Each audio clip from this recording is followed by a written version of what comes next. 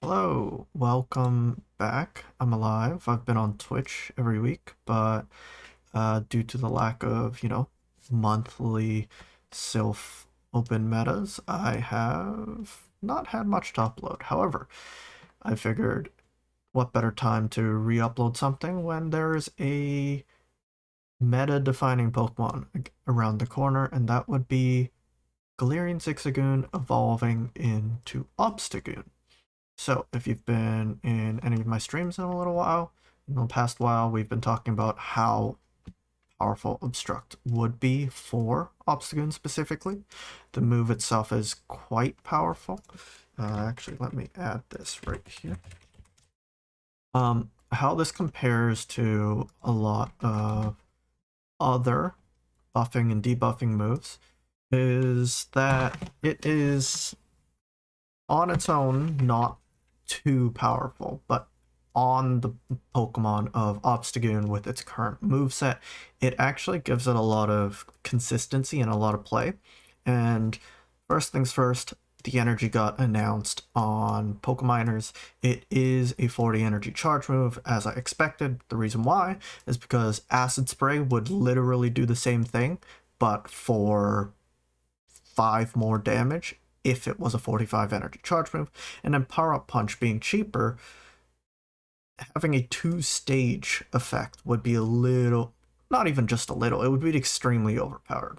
One of the main things that holds back a lot of these moves from being super powerful is the fact that there is either a very small damage output from the move, or that it is an expensive move to get to, and it takes time to build up to a move that you can affect the rest of the matchup in. So Acid Spray being 45 energy has a 2-stage debuff and doesn't feel like it's that much worse than Power Up Punch because 10 more energy for an extra stage seems pretty worth it. However, when you can't impact a matchup immediately right off the bat, it does add up because it's an extra 2-3 turns that you cannot benefit from such debuffs. So let's talk about the matchups that Obstagoon gets or doesn't get, or how it changes its playstyle. So the matchups that you get because of this 2-stage effect, more specifically a 1-stage defense increase, so like Drain Punch, and a 1-stage defense drop on the opponent, which would be the same as Poison Fang. The reason why I don't have Poison Fang here is because Poison Fang on its own is an extremely overpowered move. It does double the damage, which kind of outweighs the extra effect that you would get on other moves. So, but in comparison to like the more balanced moves such as Acid Spray and Power Punch, how this affects Obstagoon is the way it consistently now beats these Pokemon. Because when you're looking at Obstagoon, Obstagoon is a fighting substitute. It deals fighting type damage through the fast move counter. It has the option to use super effective cross chop on a lot of these steel, ice, dark type Pokemon. However, with Obstruct increasing the damage of Obstagoon by the method of decreasing the opponent's defense, kind of like Nidoqueen reducing your opponent's defense, you can increase the amount of counter damage that you do in a lot of these matchups. However, that's not the thing that actually makes or breaks the move. It's actually the defense buff that makes Obstagoon capable of winning a lot of these games, which is kind of ironic considering how powerful a defense drop might seem in the cases of sometimes Acid Spray, sometimes Poison Fang, and I'm sure there's other moves that I can't think of off the top of my head. But the reason why Obstagoon is much better with Obstruct rather than using straight Night Slash even, or straight Cross Chop in some cases, is because you can now survive things you never were able to. Obstagoon is not the bulkiest thing, especially when you compare it to things like Stunfisk, when you compare it to Registeel over here or something like Skarmory, it does have a decent stat distribution, but it is not the bulkiest thing. When you do not have powerful fast and charge moves like non-stab counter or Night Slash, which is cheap and reliant on the boost, you don't actually have a very consistent Pokemon for that reason. But when you add damage and when you add bulk through the move of Obstruct, it adds that consistency that you always needed. More importantly, because it is a 40 energy charge move, it is fairly cheap to get to. 6 counters to Obstruct is much faster than a lot of other Pokemon. For example, Skarmory needs 15 turns to get to a Sky Attack versus 12 turns for Obstagoon to get to Obstruct. And as long as you can get that defense increase before your opponent gets to a charge move, it makes it very capable of taking a full-blown charge move in a lot of cases, especially if you play into shield scenarios as well. So how this affects things like Stunfisk is, let me show you what happens when I remove Night Slash against Stunfisk. You lose because you cannot survive 2 charge moves. In some cases, you can't even survive 1, but depending on the Pokemon and depending on whether it's a charge move or fast move dependent Pokemon. However, when I add Obstruct to this Pokemon, you go for the Obstruct right away, you outpace the Stunfisk to an Earthquake, and your next charge move, or the opponent's next charge move, you survive. And you can see this Rock Slide does not knock you out because of the boosted Obstruct.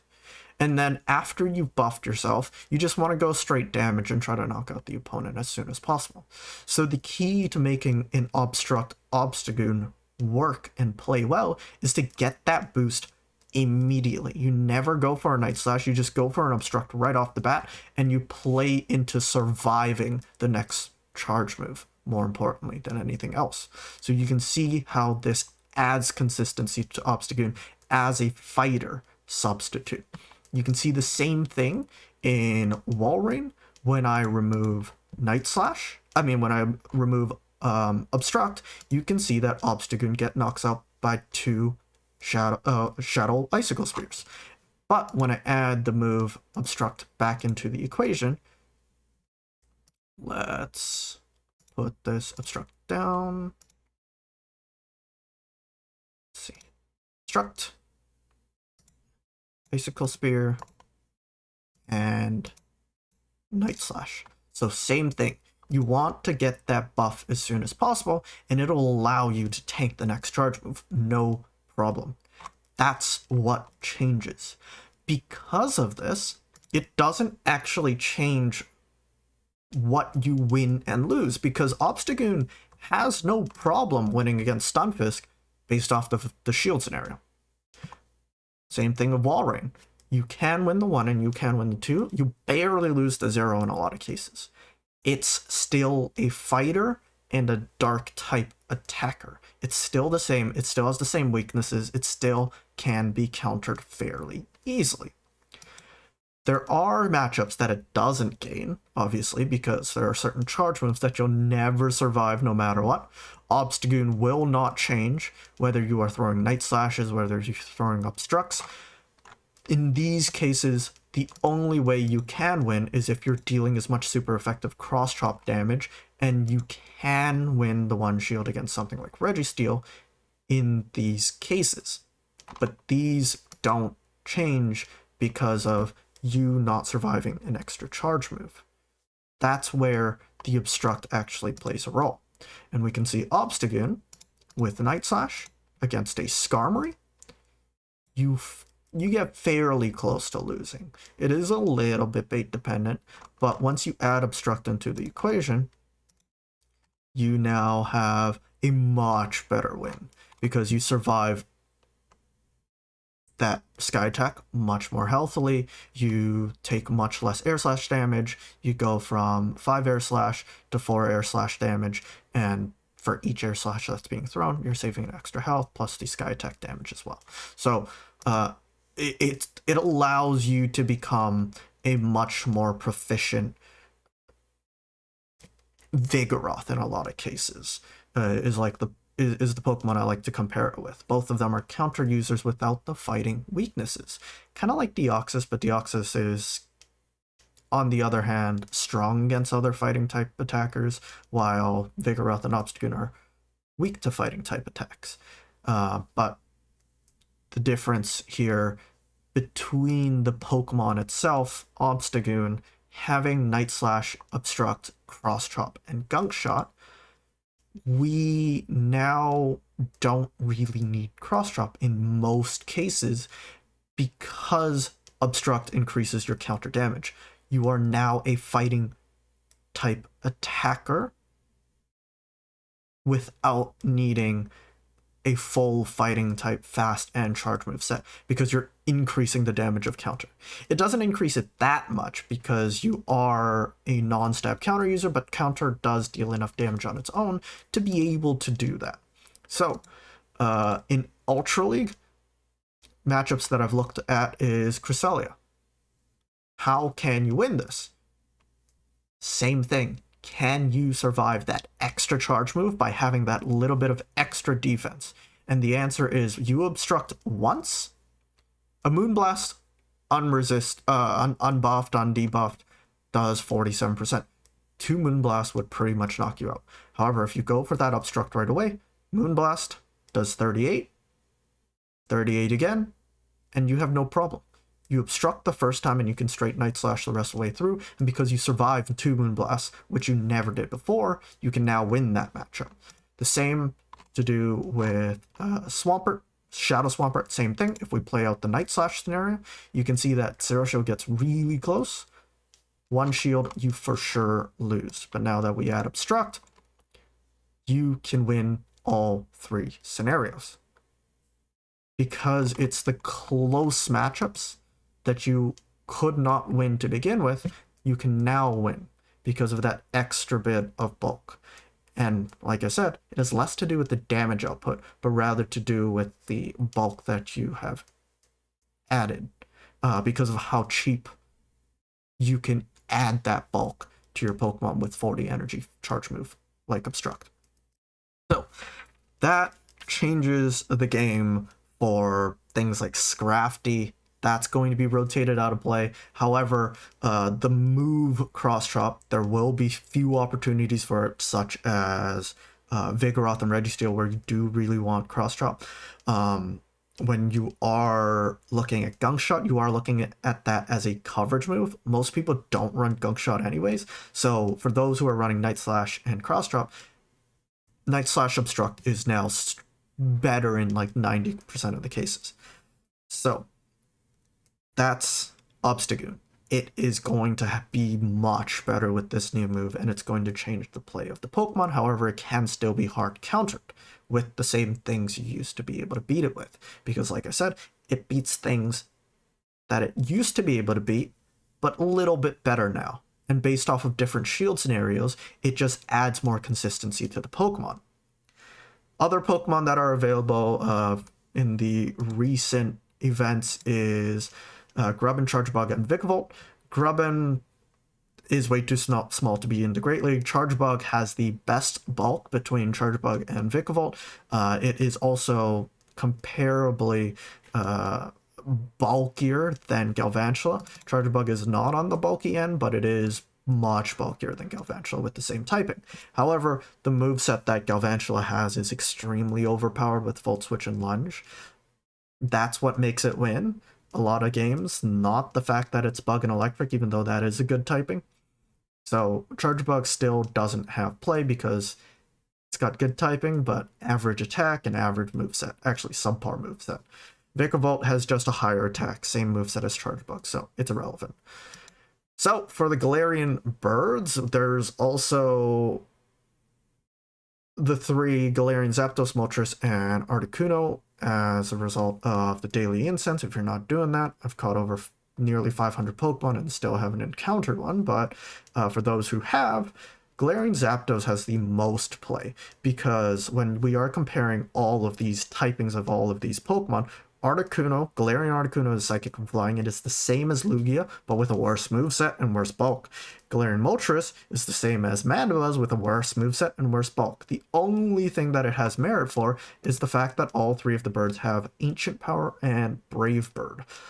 And it's the Brave Bird that allows these Pokemon to potentially beat things that it shouldn't, or that it wasn't, or the other substituting birds aren't able to. For example, something like Mandibuzz doesn't have enough flying type damage, but Galarian Moltres will be able to Brave Bird and nuke something with flying type Brave Bird. But it doesn't make it any better because Ancient Power is so bad and it's so bait dependent because of Brave Bird debuff and Brave Bird, being expensive and being its only damaging move, especially compared to Ancient Power. The other option is Payback, but you are wanting a bait move, and you are wanting Brave Bird more often than not. And then Zapdos, you are looking at the fast move counter. You slap counter on anything. Stab counter especially will make it good. The other thing that makes Galarian Zapdos enticing for a lot of people is because Hawlucha is the only other fighting flying Pokemon that comes to mind. There might be another one that I don't know of, but Hawlucha is not released yet.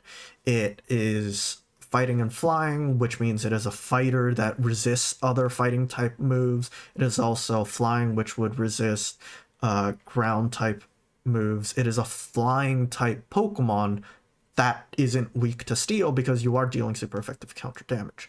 However, its main problem is once again Ancient Power Brave Bird, and Close Combat is its other move, although you are probably looking for Brave Bird to beat other fighters.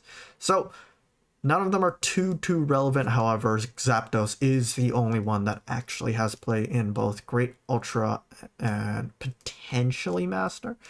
But yeah, happy Community Day. Good luck finding proper IVs. Take a little bit of time to prep.